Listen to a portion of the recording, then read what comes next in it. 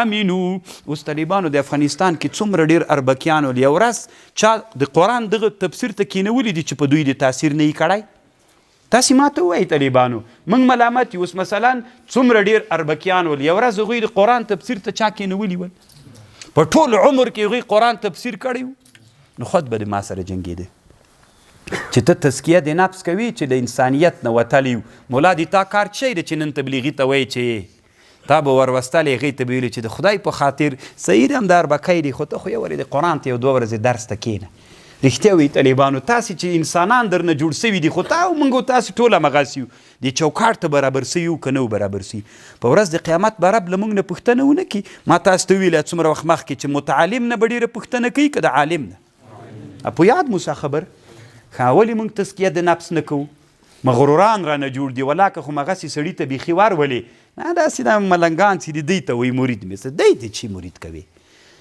اصل مقصد خو تصوف کې دا د له انسانیت نه وتونکي انسانیت ته راوله. دا څه کوي؟ دا انسانیت په چوکاټ کې دي.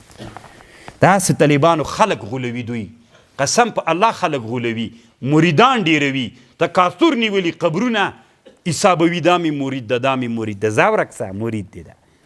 افامنوا ان تأتيهم الغاشية من عذاب الله او تأتيهم الساعة بغتة وهم لا يشعرون.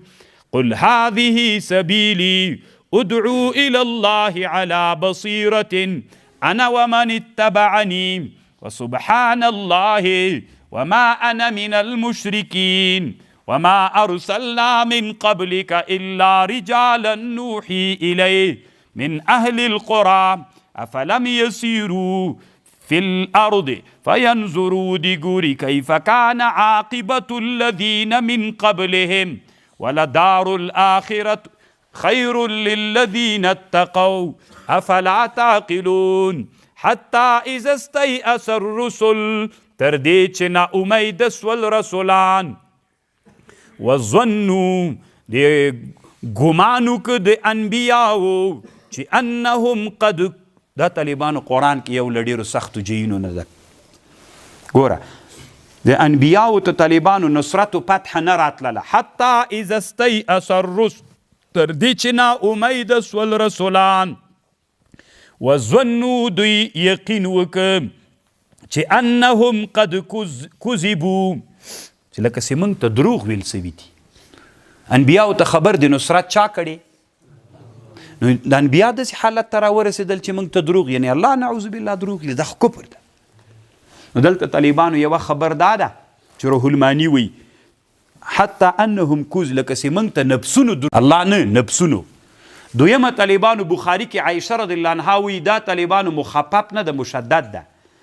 حتی انهم قد کذبوا چې داسې نه وي چې موږ خو امت ته ویلي دي چې الله چې جهاد کوو الله فتح راولي، داسې نه سي چې دا د موږ امت راجګ سي د موږ تکذیب وکړي. څوک راجګ سي؟ امت راجګ سي د موږ تکذیب وکړي. دا دویمه.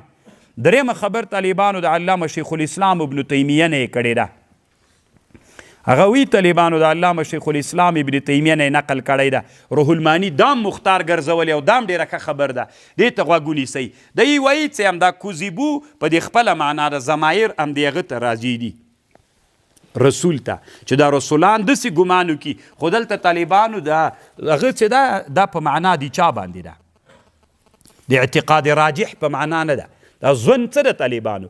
وظنو تر دې پورې چې دوی ته وهم پیدا سو د انبیاو ته چې انهم قد کذبو چې د الله د طرف نه خو به موږ ته دروغ نه ویل سوي. خو دا چا نه یقین یې نه و طالبانو چې ظنو په معنا د یقین سي، هسې معمولي په زړه کې یوه وهم غوندې را پیدا سو. دا یې مطلب ده.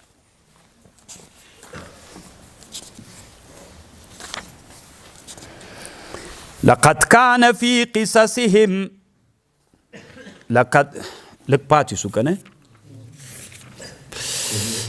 وما فننجي نصرنا فنجي من نشاء ولا يرد بأسنا عن القوم المجرمين.